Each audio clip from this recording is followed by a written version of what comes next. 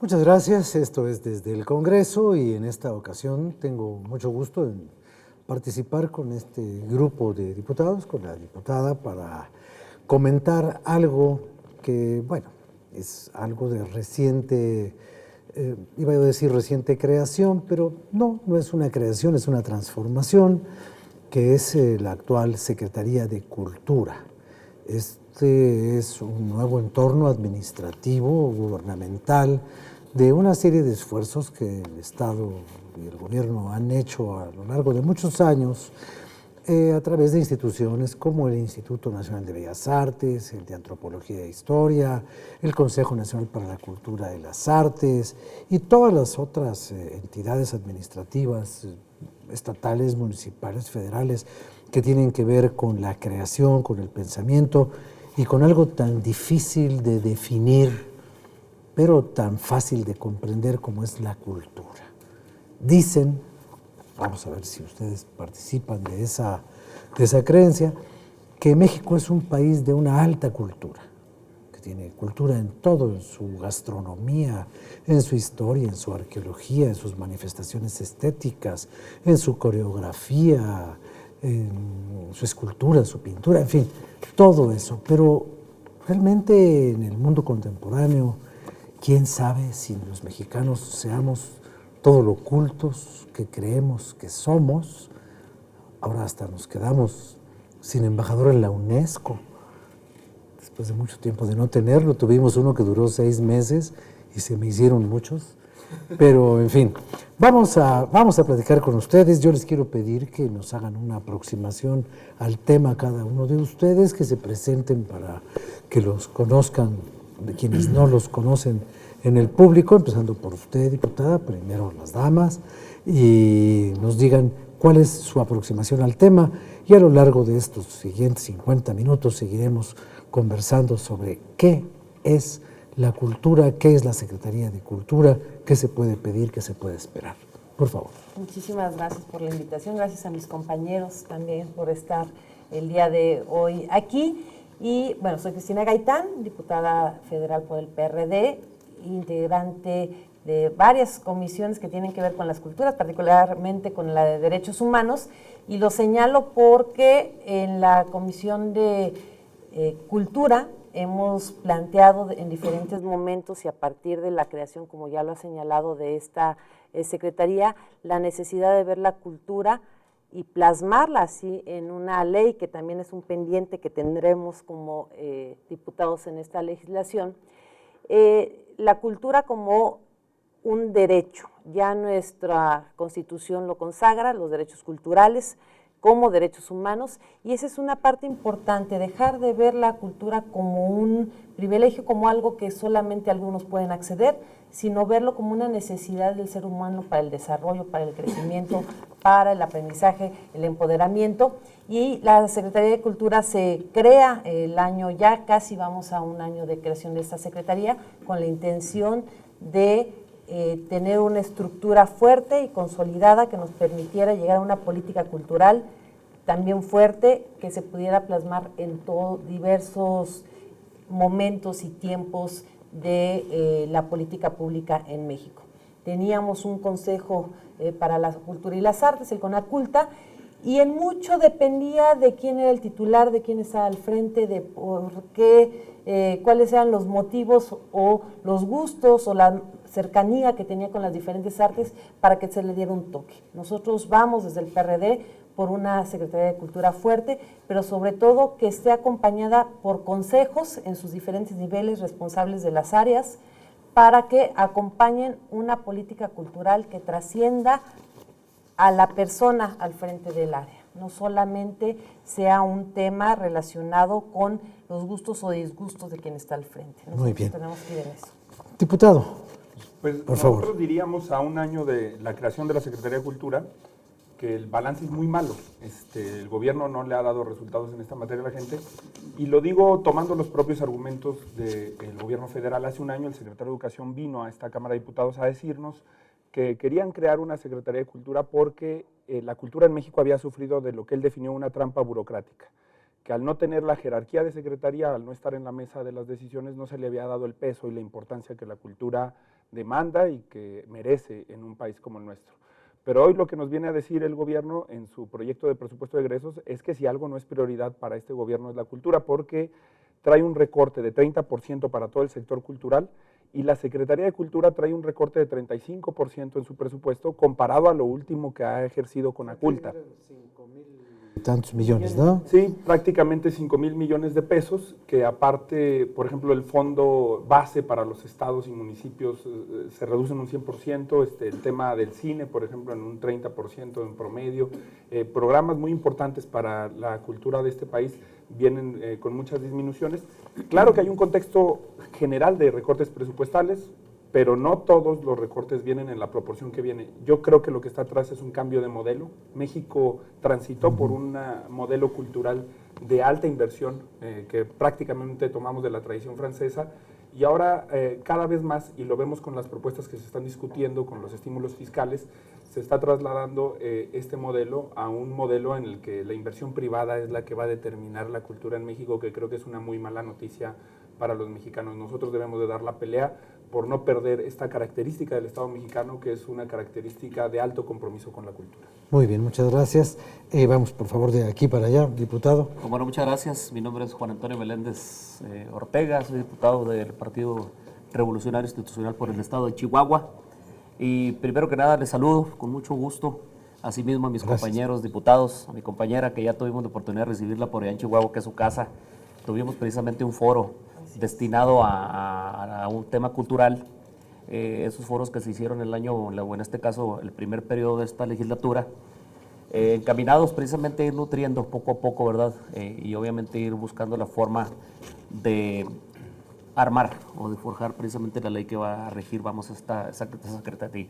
Yo soy quizá el diputado con menos experiencia en el tema legislativo. Yo soy una persona dedicada a la música durante 30 años, pero bueno, en base precisamente a la petición por parte de una buena cantidad del electorado de mi estado, me animo a incursionar precisamente en el tema de la política y aquí estamos, ¿no? Me interesa sobremanera formar parte de esta comisión, ir nutriendo e irme nutriendo yo también como persona, ir aprendiendo obviamente del tema legislativo, pero también ir aportando un poquito del conocimiento que yo tengo en el aspecto del tema de la música. Sin duda alguna nos corresponde a nosotros ir legislando, ir creando leyes, ir analizando temas que sean benéficos para la cultura en general. Comparto la opinión de mis compañeros diputados, no podemos dejar desprotegida la cultura de nuestro país. Muchas gracias. Por favor, diputado, brevemente nos explica su punto de vista. Saludarlos a mis compañeros, a mi compañera. Mi nombre es José Refugio Sandoval, soy del Torreón, Coahuila, electo por el 6º distrito. Y para mí es un gusto participar en esta comisión. La cultura debe ser una herramienta que todos los gobiernos de cualquier nivel, federal, estatal o municipal, deben de utilizar para combatir muchos problemas de los que la sociedad está enfrentando hoy en día. Creo que la medida acertada de crear una Secretaría de Cultura o llevar a la transformación de un instituto a una secretaría fue buena a nivel federal. Por supuesto que comparto con mis compañeros, compañeras diputadas, ese temor de que no se encuentren los suficientes recursos para que todos los programas que se quisieran llevar a cabo se pudieran dar en este presupuesto de egresos de la Federación para el 2017. Sin embargo, estoy seguro que es una prioridad para este gobierno. Yo le puedo platicar que en mi estado vivimos lamentablemente hechos de mucha violencia y se combatió con cultura. Se creó, fuimos uno de los primeros estados de la República que crearon la Secretaría de Cultura Estatal y hoy en día Coahuila se vive muy distinto a como se vivía hace unos años y una de las herramientas que se utilizó para combatir fue precisamente la cultura. Entonces me interesa mucho que se siga fortaleciendo el tema cultural. Muy bien, muchas gracias. Por favor, diputado Hernández de la Piedra. Gracias, mi nombre es Ángel Antonio Hernández de la Piedra, soy del Grupo Parlamentario Morena y efectivamente estamos a un año de este gran proyecto que, como bien menciona el compañero diputado, vino siendo una solución al gran problema burocrático que implicaba muchos problemas para la producción cultural en nuestro país. Lamentablemente, lo que encontramos es un asunto lleno de demagogia, ¿no? Está revestido de una gran nobleza, que es la promoción, la protección, la difusión de nuestra riqueza cultural. Sin embargo, estamos viendo justamente en la proyección presupuestaria que no hay ningún interés en el Ejecutivo, así como lo había posicionado hace un año, en fomentar la cultura, ¿no? Por lo tanto, estamos preocupados, ¿no? A la fecha no se ha reglamentado, no se está involucrando a todos los actores que debieran ser escuchados para la construcción de este reglamento, ¿no? Entonces, está dejando muchísimos vacíos, muchísimas lagunas, y efectivamente, ¿no? Nos enfrentamos justamente a un cambio de política cultural, donde ya no asume su responsabilidad del Estado, como está marcado constitucionalmente, sino que se coloca en manos de privados la administración de nuestros bienes nacionales. Bueno, pues usted ya ha escuchado en términos generales cómo observa cada una de las fracciones parlamentarias el asunto de la cultura, y a mí me gustaría, para el siguiente bloque, en el que tendrán ustedes oportunidad de profundizar en sus puntos de vista, analizar si la cultura es algo que se puede generar, producir, estimular de alguna manera, o la materia prima de la cultura es el talento creador, que no se vende en farmacias, ni en boticas, no hay una fábrica de talento, pero sí podría haber el aprovechamiento del talento evidente para ir creando corrientes de cultura, de pensamiento, y en fin, sobre ese tema a mí me gustaría conversar con ustedes y ver si esto se puede manejar desde una entidad burocrática. Vamos a una pausa y ahorita regresamos.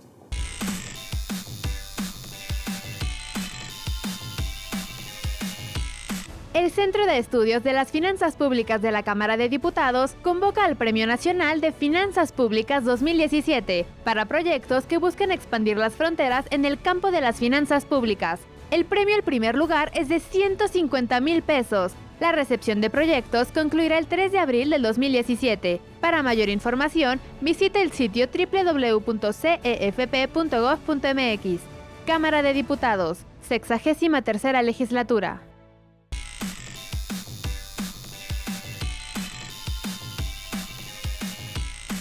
Gracias, regresamos con usted. Bien, comentábamos hace unos momentos sobre la creación cultural.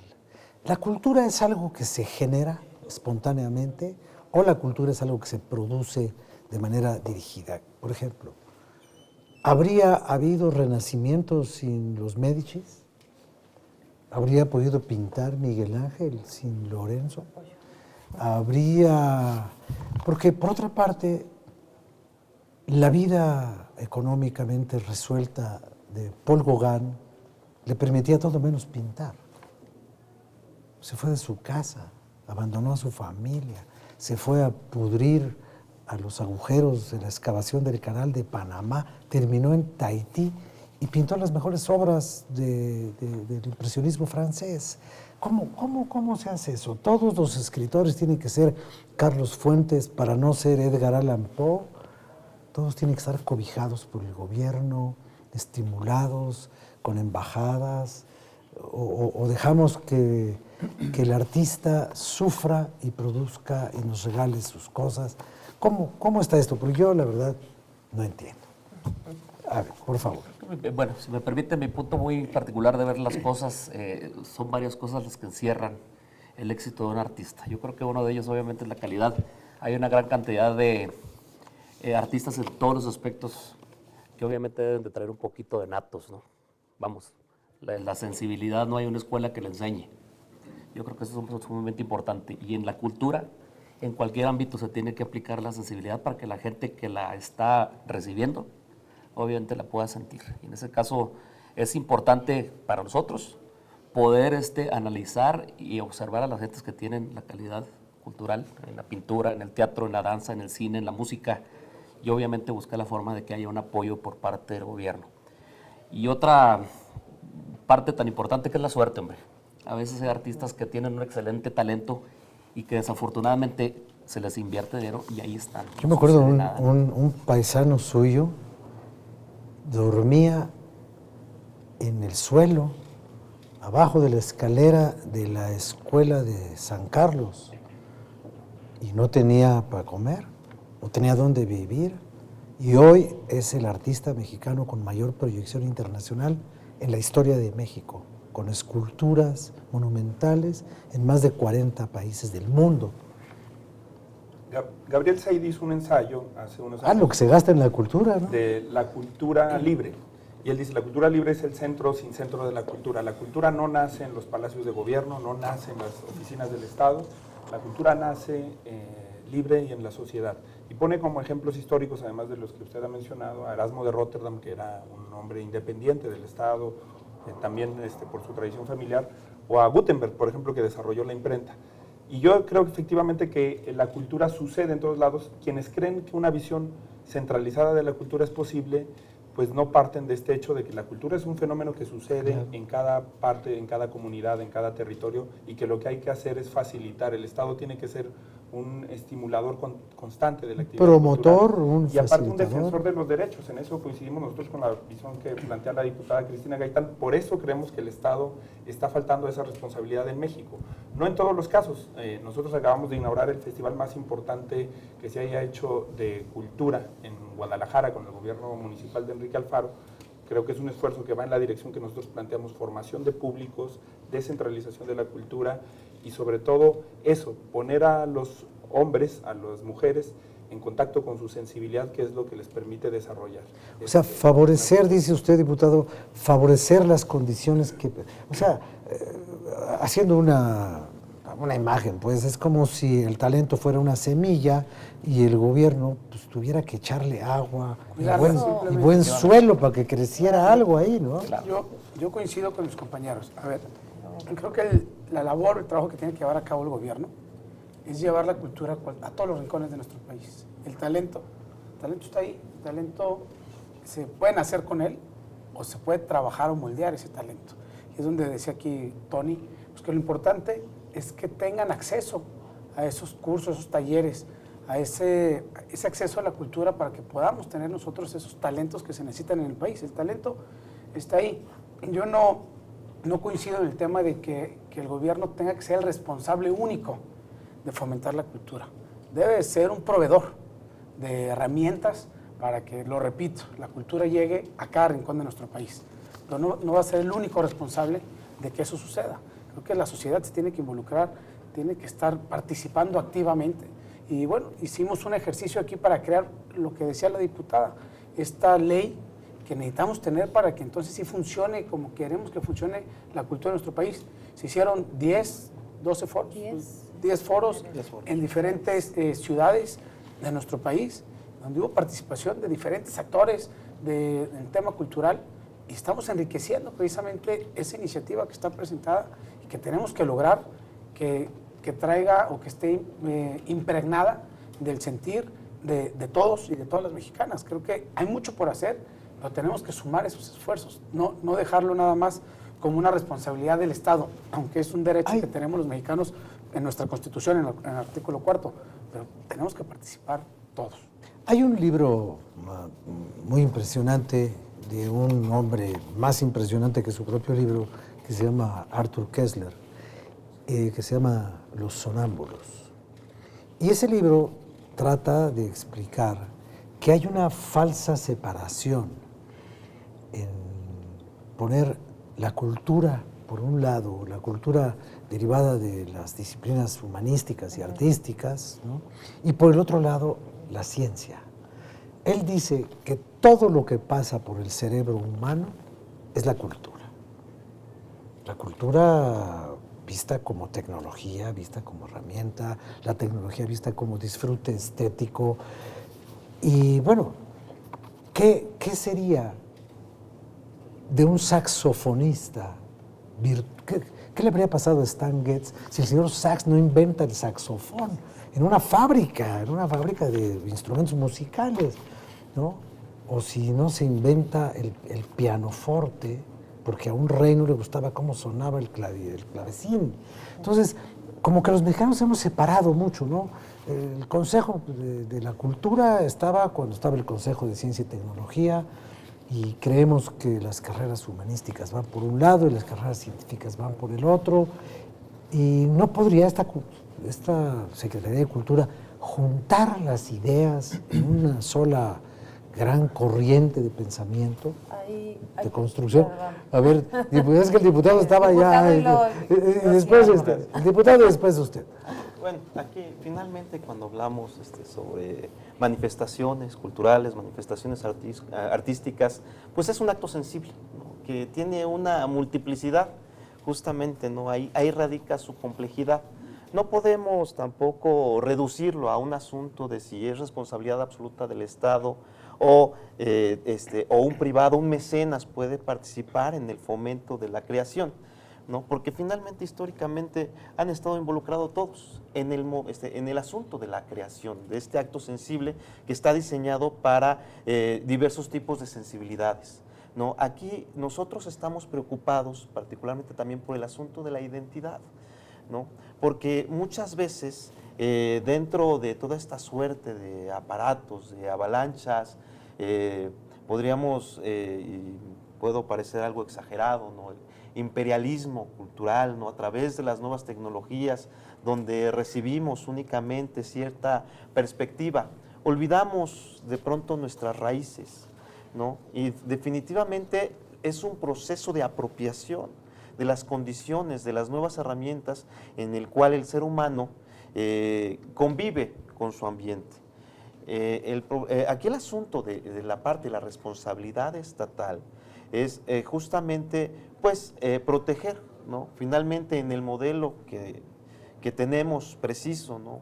En el modelo que rescata y valora la historia de nuestro país, de nuestra raíz, de dónde somos, dónde venimos, para saber hacia dónde vamos, es justamente lo que nos preocupa, ¿no? Que finalmente se ha supeditado, se ha dejado de lado, ¿no? Estamos ante una situación en la que ya no es México como identidad cultural o multicultural, sino es México como un asunto de marca, ¿no? Es la marca México la que se impone, ¿no? Y transforma todos los valores, todas las particularidades, toda la riqueza de la que se conforma nuestro entorno, ¿no?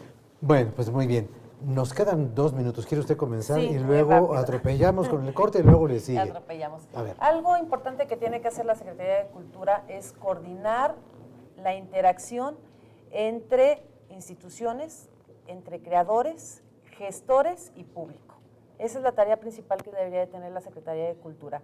Como sabemos que hay esfuerzos de culturas que se hacen de manera independiente, que también la iniciativa privada, pero ¿cómo logra la Secretaría de Cultura que la iniciativa privada no apabulle a los creadores independientes, pero cómo logra también respetando y no generando una cultura de Estado en donde la Secretaría defina qué sí es válido o qué no es válido, sino que permita la creación y fomente esta oportunidad de los creadores en todo el país, pero cómo la Secretaría de Cultura logra esos incentivos y sobre todo define los objetivos muy claros de hacia dónde llevar la cultura y cómo vincularla a áreas muy específicas como economía, como turismo, como no aislarla solamente, como decir, bueno, es solamente una de las áreas. La cultura tiene que atravesar y tiene que ser transversal a todas estas políticas y esa es la tarea que la Secretaría de Cultura tiene que hacer y que desafortunadamente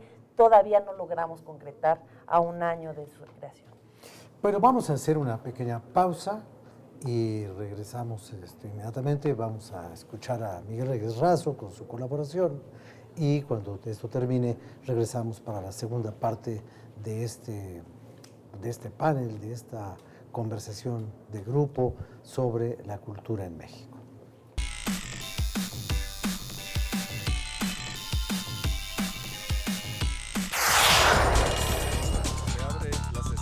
Sigue de cerca el trabajo de los diputados. Infórmate, conoce, entérate y participa. Toda la Cámara en todas las redes. Sesiones en vivo, Facebook, comisiones, eventos, Twitter y noticias. Videos, YouTube, imágenes, Flickr, podcast, SoundCloud. Cámara de Diputados, 63ª legislatura.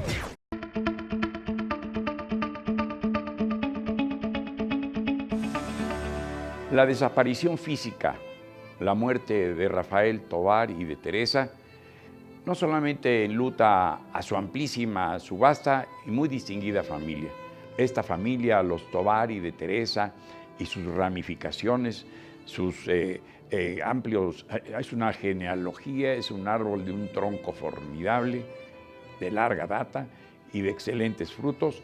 Más allá de ello, más allá de del mero enunciado, se han dedicado a hacer, a crear, a entregar muy buenas cuentas de aquello que emprenden. Rafael Tovar y de Teresa amó al hombre.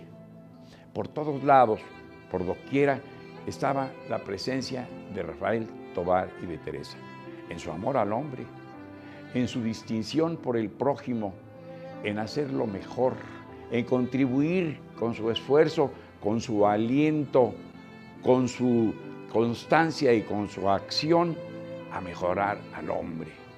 Elevado ideal, formidable, qué gran aspiración animó la vida de Rafael Tovar y de Teresa.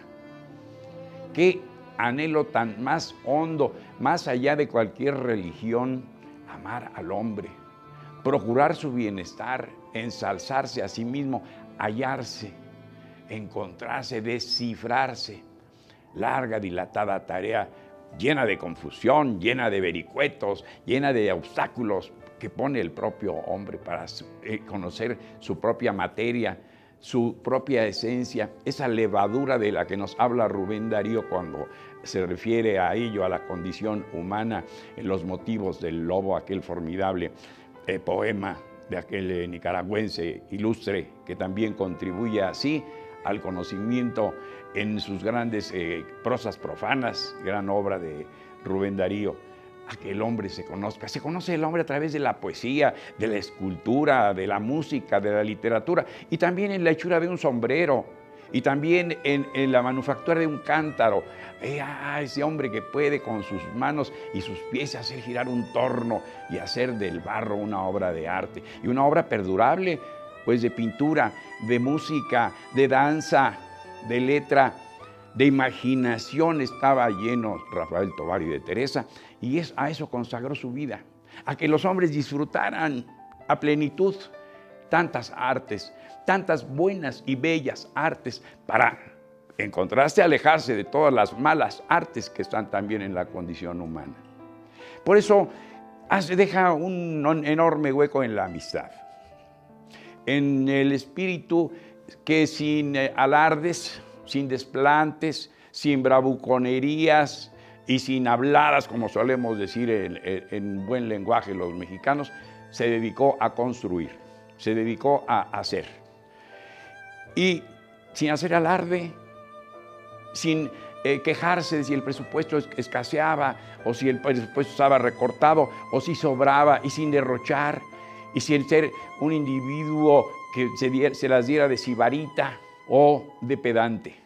No, nada de eso tuvo Rafael Tovar y de Teresa. Se ha ido, pero ha dejado mucho. Se duele más todavía y se le extraña porque se puede juzgar como prematura su desaparición. Porque nos acostumbramos mucho a que nos contara que, por ejemplo, Cohen, el autor, Albert Cohen, un escritor judío, un escritor hebreo, fuera su favorito. Y su novela Bella del Señor, que también tiene selectos lectores en su idioma original, el francés, fuera, para su juicio, Bella del Señor, la novela de amor más redonda que pudiera haberse escrito nunca. Él, Rafael Tovar y de Teresa, recomendaba la lectura de Cohen, que dejara de ser tan reducido, tan estrecho, tan exclusivo, tan limitado su círculo, del que no lo es, porque ha obtuvo grandes premios este autor y toda su obra, y perdura, la de Cohen. Y la suya, sus grandes investigaciones, junto con su hermano Guillermo, ya desaparecido también, gran cronista, y junto con sus tíos, Agustín García López Santaolalla, casado con su prima Antonia Loaesa, y don dejara Soledad Loaesa, una familia con los López Portillo, Romano, también emparentados. Son familias, son clanes, son grupos que contribuyen en mucho como émbolos de la cultura, del pensamiento en México. Por eso se extraña ya, como dijo el presidente Enrique Peña Nieto hace unos días al encabezar la última ceremonia frente a sus cenizas, pero ya llenos del espíritu de Rafael Tovar y de Teresa, por si no nos hubiéramos apoderado antes de él, le dijo: ¿cómo te vamos a extrañar, Rafa? Mirando a las cenizas, a la urna que contenía. Y sí, se va a extrañar mucho a Rafael Tovar y de Teresa. Desde el Congreso lo recordamos. Soy Miguel Reyes Razo, su servidor. Hasta la próxima.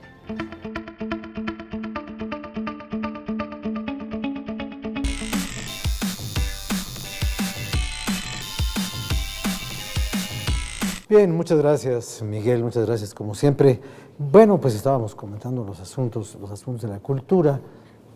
Yo había tratado de exponer que como he leído por ahí, pues todo lo que pasa por el proceso humano de la creación es la cultura. Decía José Saramago que la única diferencia entre un escritor y un carpintero es que el escritor hace historias y el carpintero hace sillas, pero cada quien hace algo.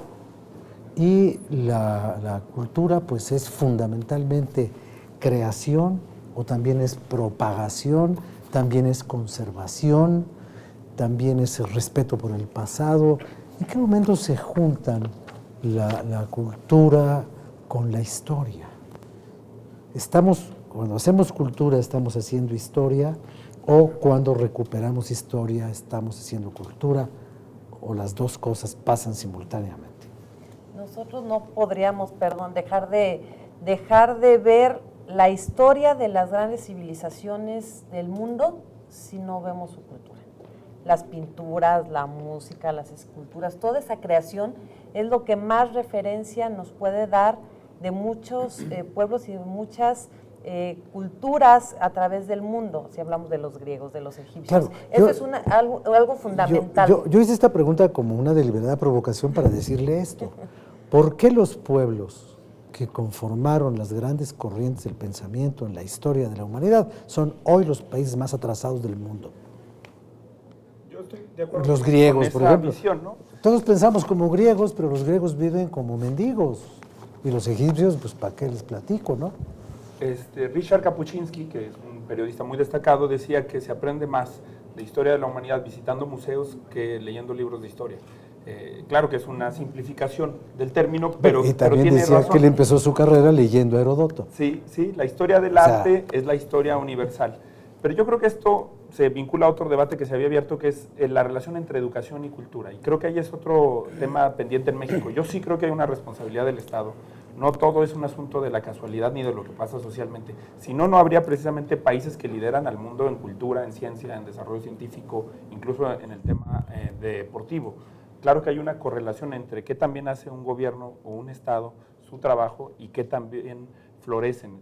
Las facilidades para el florecimiento cultural son muy importantes para que los ciudadanos puedan tener un pleno goce de sus derechos. Y yo creo que a México le hace falta una visión que reivindique la educación artística ahora que se discute el modelo educativo como una prioridad de nuestro sistema educativo.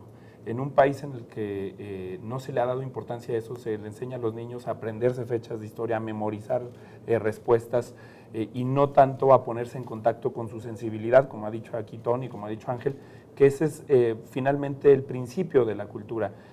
¿Qué alberga uno y cómo comunica esa sensibilidad con el conocimiento, con las expresiones, con las manifestaciones, con su identidad? Esa formación artística debería de ser básica en el sistema educativo mexicano. Hoy no lo es, ojalá que en el nuevo modelo educativo se ponga en el centro. ¿Hay alguna previsión de este tipo de inquietud en el modelo que presentó hace poco la SEP? Yo no lo conozco completamente. Viene como un elemento que haya más espacio para la educación artística y menos para los conocimientos tradicionales, para la memorización, que es una cosa que ha funcionado muy bien en muchos países. Ahora, digamos, la nueva estructura de la Secretaría de Cultura necesita una nueva ley de cultura. Y yo me pregunto, esa ley, ¿cómo debería estar concebida? La ley es una serie de normas obligatorias, ¿no? O sea, ¿la ley a quién va a obligar? ¿La ley va a obligar al Estado, va a obligar al creador? ¿A quién va a obligar una ley de cultura? Va a obligar al Estado a cumplir con ciertos proyectos, programas de trabajo. Hay un consejo redactor que está a punto de instalarse, quienes estarán participando activamente en la redacción, de esta ley, que ya tenemos todo un cuerpo trabajado en base a los foros que se hicieron. ¿Y qué es lo que está haciendo? Va a clarificar exactamente cuáles son los alcances que vamos a tener como país en temas culturales, cuál es el alcance que tendrá el Estado, sus facultades y qué derechos tendremos los ciudadanos para tener acceso a esa cultura. Creo que hay que reconocer que no estamos a lo mejor en los niveles que quisiéramos estar en tema cultural. Sin embargo, sí estamos avanzando y yo voy a ser reiterativo en ese tema. Hoy contamos con una Secretaría de Cultura, lo que era impensable hace algunos años. A lo mejor falta invertirle más presupuesto, falta llegar a más lugares de nuestra República, falta dotar, primero que nada, ya de esta ley de la que usted hace mención, a esa Secretaría para que ellos tengan claramente ya visualizados cuáles van a ser los alcances que tienen como Secretaría para que sus programas tengan ese presupuesto que tienen que tener año con año. Y entonces sí, vamos a llegar a los niveles que vamos a querer tener como país en temas culturales. Pero no puede ser de la noche a la mañana. Creo que no nos podemos desesperar, no podemos decir que todo está perdido y que vamos hacia atrás. Yo creo que vamos avanzando, vamos caminando, pero tenemos que también tener paciencia y sumar esfuerzos para que se logre tener a la cultura en el ámbito que lo queremos tener como país. Muy bien. ¿Usted quería comentar algo, diputado? Bueno, finalmente también la Secretaría de Cultura nació bajo este debate, ¿no?, sobre la desvinculación histórica que existía de educación y cultura en nuestro país, ¿no? Finalmente, pues se propone como un órgano gestor, facilitador con respecto a la actividad cultural en nuestro país. Sin embargo, pues en un principio parecía una cosa completamente descabellada porque faltaba justamente una ley que rigiera cuáles serían sus actividades, cuáles serían sus atribuciones, ¿no? Que es finalmente que a través de un acuerdo en la Junta de Coordinación Política se comprometieron a que trabajaríamos nosotros en la creación de la nueva ley, ¿no? En nuestro país parece que todo se hace al revés, el mecanismo debió haber sido distinto, pero es la situación en la que nos encontramos, ¿no? Efectivamente se desarrollaron 10 foros, de ahí sacarán los extractos indispensables para darle cauce a la discusión de la ley. Sin embargo, pues hay cosas en juego mucho más grandes, ¿no? Finalmente es la forma en la que vamos a cuidar el patrimonio, nuestros monumentos arqueológicos, paleontológicos, en gran medida se encuentran bajo el abandono, bajo un castigo terrible. No, finalmente este desentendimiento, este castigo presupuestal año con año, los ha dejado en condiciones de operación muy complicadas, ¿no? Históricamente sus guardianes han sido investigadores del Instituto Nacional de Antropología e Historia, ¿no? Y en este momento son quienes determinan las poligonales, es el resguardo físico de aquellas entidades, ¿no? Pero cuando vemos que se busca un aparato que beneficia al turismo porque ha demostrado su importancia en la formación de capital en el país, ¿no?, su participación en el Producto Interno Bruto, pues de pronto preocupa, ¿no?, que se empiecen a dar concesiones administrativas que los transformen, ¿no? Y para eso pues será parte importante el debate que debamos de dar con respecto a los términos de la nueva ley, de cómo serán atendidos y cuál será la obligación del Estado y qué tanto En esa preocupación que usted tiene, ¿podría inscribirse el alquiler del Palacio de Bellas Artes para grabar un disco? Por ejemplo. Que yo no creo que se vaya a caer Bellas Artes porque alguien grabe un disco. Y si se cae, sería una maravilla porque es espantoso, ¿no? Pero sería una cosa divina que tuviéramos un teatro bonito y no ese mazacote, pero bueno, es cuestión de gustos, ¿no? Pero bueno, es lo que usted me está diciendo, sobre todo en zonas arqueológicas que se pueden fácilmente dañar por el tránsito descuidado de mucha gente, que pisan donde no deben, que se llevan un cacho de piedra que no se deben de llevar, en fin. Esa es una preocupación. Gobiernos que quieren perforar también por desconocimiento. Ahora, ¿cuántas zonas arqueológicas hay en México? Registradas más de 4,000, ¿no? Así es. Hasta donde yo recuerdo.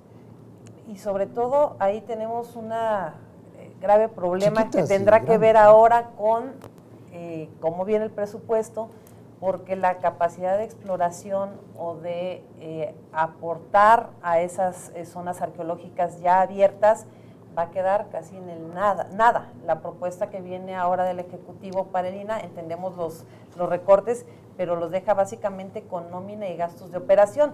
Por eso nosotros en la Comisión de Cultura estamos trabajando de qué manera podemos reforzar para que esto no pase, cómo logramos que haya un mayor presupuesto para que estas zonas tengan el trato, la atención que se merecen.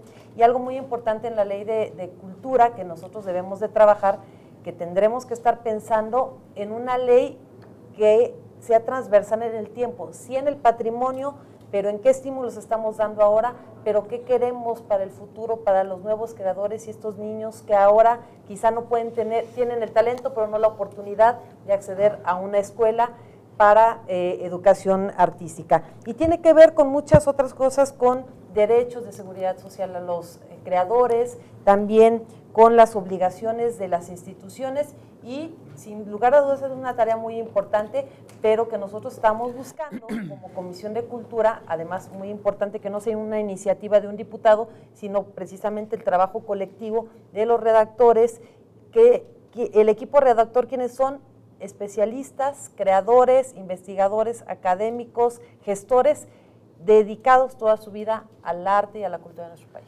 Muy bien, vamos a hacer una última pausa antes de pasar al tramo final de esta emisión. Ahorita regresamos.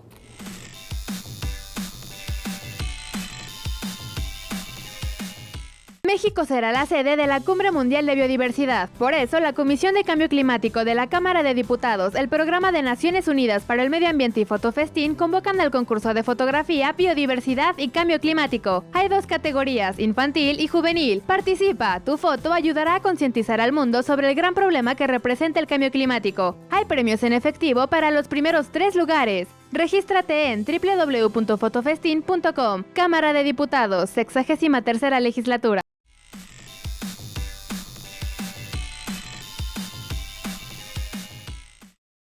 Bien, pues estas preocupaciones que usted ha escuchado sobre cómo se trazan las áreas que deben estar culturalmente protegidas en zonas arqueológicas o con monumentos históricos o con edificios importantes, porque usted sabe que hay una división entre la importancia arqueológica y la importancia artística. Lo que se construyó después del siglo XIX es monumento artístico, y lo que se hizo antes es monumento histórico o arqueológico, según una vieja definición que quizás ahora también, ya pasado el siglo XX, pues ya debería de ser un poco distinta, porque hay cosas maravillosas que se construyeron en el siglo XX que no están protegidas ni por una ley ni por la otra, ¿no? Acabamos de ver un debate sobre la perspectiva, ni siquiera el espacio físico, el espacio escultórico de la UNAM, y la construcción de un edificio que le cambia la perspectiva, que cambia la visibilidad del monumento. Y bueno, ya el pleito ya se acabó, pero en fin, hay cosas que quedan un poco como indefinidas. Pero sobre eso es el aspecto de la conservación, pero el aspecto de la creación, de los estímulos a los creadores, ¿cómo detectar el talento artístico? Yo recuerdo que hasta en los municipios había antes juegos florales y salía el poeta del pueblo, y entonces el poeta del pueblo le daban una flor, la flor natural, y entonces se trataba de estimular a quien podía hacer cosas, a quien pintaba, a quien hacía cuentos, a quien intentaba una novela, al que escribía poesía. Y no sé, yo no veo tanto eso ahora. Creo que está el premio de Aguascalientes, de poesía, creo que está el premio Villaurrutia, que es privado, claro, con financiamiento público, pero es de conformación privada, el premio Alfonso Reyes, que es de Alicia, hay un premio Juan Rulfo por ahí, hay el premio López Velarde, en fin, hay una cantidad de certámenes, concursos. ¿Ustedes qué harían si tuvieran la capacidad de decidir? ¿Qué harían? Si decir, yo hoy soy el secretario, a ver, señor secretario de Cultura, dígame, ¿qué va usted a hacer para que tengamos a nuestro próximo Juan Rulfo? Es que por eso sí es muy importante, a diferencia de lo que algunos compañeros han dicho, el tema de presupuesto. Creo que no se puede hablar de que hay un avance porque ahora se llama Secretaría de Cultura y ya no Conaculta, aunque le estemos recortando el 33% del presupuesto que ya de por sí y la Secretaría. Chiquito. Es como si a usted le dicen, oiga, en este trabajo ahora le vamos a poner un nombre más bonito a su puesto, el que usted escoja, pero le vamos a recortar el sueldo a una tercera parte. Nadie aceptaría ese tipo de estímulo, de promoción, y nadie se sentiría que está avanzando porque le cambien el nombre a su puesto si no le aumentan los beneficios en su trabajo. Eso está haciendo el gobierno con la cultura, la está asfixiando al tiempo que se llena de un discurso grandilocuente, la asfixia. Yo creo que es muy importante esa discusión de cómo incidir en la creación artística, en los estímulos. Hay dos vías. Uno es por el sistema educativo, que es la que expusimos en el bloque anterior, y la otra es con programas específicos. Rafael Tovar y de Teresa se consolidó por la creación del FONCA, que fue un buen modelo, que ha dado lugar a mucha gente de mucho talento, pero creo que tenemos que hacer modelos más democráticos, más masivos, que lleguen a más gente, aunque no necesariamente sean becas del tamaño del FONCA, que son de 20, de 30 mil pesos, de 35 mil pesos para creadores muy probados y con una capacidad comprobada, sino para que surjan nuevos talentos. A lo mejor becas, no de esa cantidad, pero sí mucho más masivas, que haya en todos los estados, en todos los municipios, la promoción a los creadores de las distintas disciplinas de la cultura y las artes. Yo recuerdo que estaba un día en el despacho de un arquitecto muy famoso, muy exitoso, muy caro, no se acaba de morir, no fue ese, fue otro, que no voy a decir su nombre, y estábamos platicando y de pronto su secretaria le llevó un montón de sobres y abrió uno y dice, mira, mi cheque del FONCA. Decía, qué maravilla, le dan un cheque a un arquitecto que no lo necesita y a un chavo que a lo mejor con eso podría hasta pagar su carrera o parte de su carrera. Ese chavo nadie lo conoce. Con eso a lo mejor 10 chavos. Quizás no era para 10 chavos, pero si ese dinero se lo dieran a uno o a dos, no sé, en aquel tiempo creo que era un cheque de 15 mil pesos. Y bueno, era una cadena. Yo decía, pero este hace obras millonarias en dólares y gana, pero un cuate así de tamaño grandote, ¿no? Y entonces yo dije, me parece injusto. Me parece injusto que a Octavio Paz, después del Nobel, le seguían dando el dinero del FONCA. Y Paz no fue como Bob Dylan, que sí fue y lo recogió luego. Él salió corriendo, ¿no? Creo que se tienen que buscar estrategias donde los recursos o los estímulos se hagan tiros de precisión y lleguen realmente a donde deben de llegar. Como usted bien comenta, no es justo que artistas que ya tienen un cierto prestigio, que pueden ser autosuficientes, estén recibiendo ese tipo de dinero, ese tipo de estímulos, ¿no? Yo creo que es importante también. Y yo recuerdo en mi infancia yo vivía en una comunidad de 150 habitantes en el estado de Chihuahua y había misiones culturales en aquella época que iban y te enseñaban un poquito de danza, un poquito de teatro, hacían concursos de canto, a las mujeres les enseñaban un poquito del tema artesanal. Y ahora, desafortunadamente, las comunidades rurales o comunidades indígenas pues se ven relegadas, no existen precisamente esos programas que son sumamente importantes. Porque ¿no? los artistas en México son consentidos del régimen. Son los únicos que no pagan impuestos. Los pintores no pagan impuestos. Esa es una de las partes más los escultores importantes del presupuesto. No pagan. La transparencia de estos programas. ¿Bajo qué criterios? ¿Por qué? ¿A quiénes se les otorga recursos? Y sobre todo, ¿qué cuentas se entregan de esos recursos que se entregan? Porque sí es muy importante decir, tú estás creando, estás generando, adelante, vas a recoger premios, adelante. Pero lo que no puede pasar es que siendo poco el recurso, no sepamos dónde está, cómo se aplica y no esté beneficiando. Ahora, por ejemplo, regreso al tema del presupuesto, con programas muy importantes que es de apoyo a el PACMIC, por ejemplo, que es apoyo a las culturas municipales, el PAISE, que es apoyo en la infraestructura en los estados, el apoyo a los festivales culturales y artísticos, que son detonadores de artistas que se pretenda que venga en cero.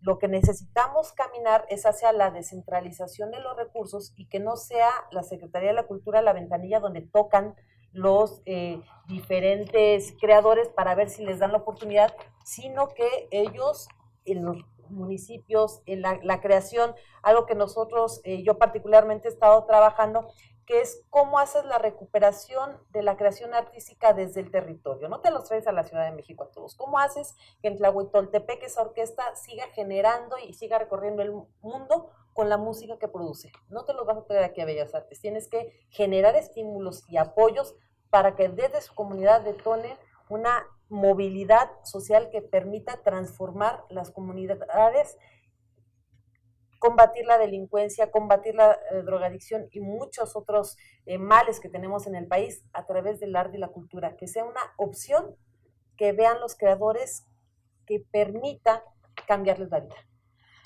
Pues esa sería la meta final de la cultura, ¿no? Cambiar la vida, hacer este mundo más habitable, hacer este mundo más comprensible y no siempre más feliz, porque yo he leído escritores que no me hacen feliz.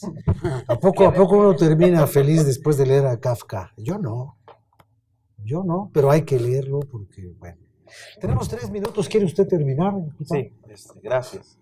Efectivamente, ¿no? Eso sería en términos ideales. Hay un interés muy grande por parte de todos nosotros a que exista una sana política de estímulos. Lo cierto es que con este recorte presupuestal, pues no hay manera.